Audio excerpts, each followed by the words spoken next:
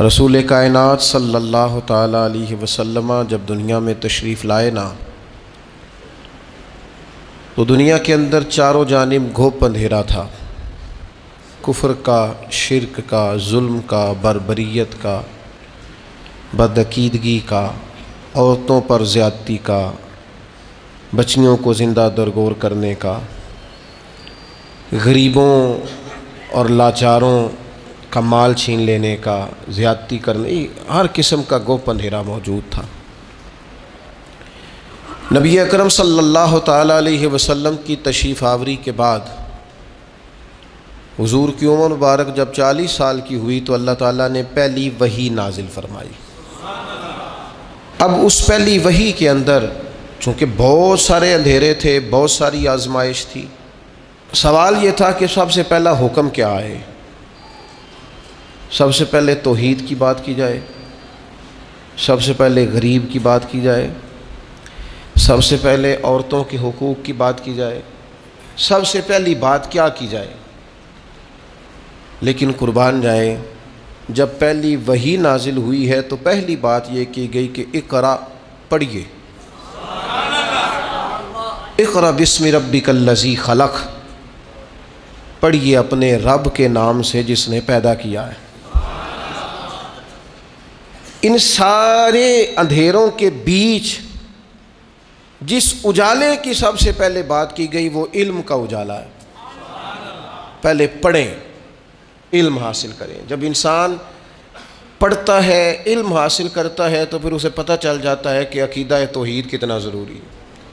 پھر اسے خود بخود احساس ہو جاتا ہے کہ نبی پاک علیہ السلام کی محبت، حضور کی فرما برداری یہ کس قدر ضروری ہے۔ جب انسان تعلیم حاصل کرتا ہے، شعور کی بلندیاں حاصل کرتا ہے تو اسے پتہ چل جاتا ہے عورتوں کے حقوق کیا ہیں، اسے سمجھ آنے لگ جاتی ہے کہ مظلوم، غریب، لاچار کی مدد کیسے کرنی ہے۔ پہلی بات یہ ہے کہ اقرا، پڑھیے۔ تعلیم ایک ایسا نور ہے جو سارے اندھیروں کو دور کر دیتا ہے۔ آپ کسی کمرے میں داخل ہو جائیں، اس کمرے میں سانپ بھی ہے، بچھو بھی ہے، کچھ اور موذی جانور بھی ہیں۔ اب ایک بات تو یہ ہے کہ آپ الگ الگ محنت کریں، پہلے مچھو کو ماریں، پھر موذی جانور دیگر ماریں، پھر آپ سانپ کو ماریں، الگ الگ محنت کریں، قابو کریں۔ ایک تو یہ بات ہے، اور ایک یہ ہے کہ آپ اس طرح کریں، اس اندھیرے کمرے میں نا روشنی کا بندوبست کریں۔ آپ اس میں چراغ جلا دیں، سانپ بھی دوڑنا شروع کر دے گا، نکل جائے گا، بچھو بھی نکل جائے گا، چونکہ یہ سب اندھیرا ڈھونڈتے ہیں۔ آپ روشنی کر دیں، یہ نکل جائیں گے سارے۔ علم کی روشنی آپ دنیا کے اندر پیدا کر دیں، اندھیرے ویسے ہی سارے دور ہو جائیں گے، اندھیرے دور ہو جاتے ہیں۔ شرط کیا ہے؟ اقرا بسم ربک الذی خلق، پڑھیے اس رب کے نام سے جس نے پیدا کیا۔ تعلیم جب انسان اپنی زندگی میں لے آتا ہے اور تعلیم جب انسان حصول کی کوشش شروع کر دیتا ہے، میں علم کی تقسیم دو طرح سے کیا کرتا ہوں۔ میری رائے ہے کہ علم دو ہیں، ایک علم خالی علم ہے اور ایک علم نافع ہے۔ ایسا علم جو شخص حاصل کرتا ہے جس سے کوئی نفع حاصل نہیں ہوتا تو اس علم کی کوئی ضرورت نہیں، لیکن وہ علم جس سے نفع حاصل ہو، وہ دینی علم ہو یا کسی ہنر کا علم ہو، کسی ٹیکنالوجی کا علم ہو جس سے انسانوں کا فائدہ ہو، وہ سارے علوم جو فائدہ مند ہوں وہ علم ہیں۔ مولانا صاحب بڑے عالم ہیں، بڑے فقیہ ہیں، بڑے زبردست ہیں، بات بڑی مضبوط کرتے ہیں اور استدلال بڑا عمدہ کرتے ہیں اور قوت استدلال بڑی رکھتے ہیں، لیکن اگر مولانا کو مائک چلانے والا مائک ہی نہ چلا کے دے اور بنانے والا بنا کر ہی نہ دے تو بات آگے پہنچائی جا سکتی ہے۔ تو یہ جس بندے نے اس کا علم حاصل کیا، اس کا علم بھی علم نافع ہے، اس نے بھی فائدہ کیا ہے۔ مدرسہ قائم کیا جائے گا، اس میں تعلیم کی بات ہوگی، ویسٹ کوٹ پہن کے مولانا ہی بیٹھیں گے پڑھانے کے لیے، لیکن جس نقشہ نویس نے اسے بنایا ہے نا، مرتب کیا ہے کس طرح کا بنانا ہے، اس کا علم بھی علم نافع ہے، اس کا علم بھی فائدہ مند ہے۔ جس شخص نے، معمار نے، مستری نے یہاں اینٹیں لگائی ہیں، کام کیا ہے، جس نے نگرانی کی ہے، اس کا علم بھی علم نافع۔ ہم ایک دوسرے کی ضرورت کو محسوس کریں، اور جتنے بھی علوم لوگوں کے لیے فائدہ مند ہیں ان سب علوم کی اہمیت کا اقرار کریں اور پھر دنیا کے اندر سفر کریں تاکہ مسلمانوں کی آنے والی نسل علوم والی ہو، علم و حکمت والی ہو۔ ضرورت پڑ گئی تھی نا کشتی بنانے کی، تو بنائی نا کشتی حضرت نوح علیہ السلام نے۔ ضرورت پڑ گئی تھی نا کپڑے سینے کی، تو سیے نا کپڑے جناب ادریس علیہ السلام نے۔ ضرورت پڑ گئی تھی نا تو حضرت آدم علیہ السلام 1000 پیشہ جانتے تھے، 1000 زبانیں بولتے تھے۔ وَعَلَّمَ آدَمَ الْأَسْمَاءَ كُلَّهَا۔ رب فرماتے ہیں ہم نے آدم کو علم سکھایا ہے۔ لوگ تو کلی کا انکار کرتے ہیں، نے فرمایا کلہا، کل علم سکھائے جناب آدم علیہ السلام۔ حضرت آدم کی جو فضیلت ہے وہ بھی علم کی وجہ سے۔ علم کا حصول اور علم کی طرف اسلام کبھی بھی علم اور تحقیق سے عداوت نہیں رکھتا۔ اسلام کہتا ہے بار بار قرآن میں تدبر کرو، غور کرو، فکر کرو، معنی اخذ کرو۔ امام محمد رحمۃ اللہ علیہ ساری رات بستر پہ لیٹے رہے، ان کا شاگرد ساری رات قریب نفل پڑھتا رہا۔ کہتا ہے امام صاحب سویرے اٹھے، وضو بھی نہیں کیا، نماز کی نیت باندھ لی،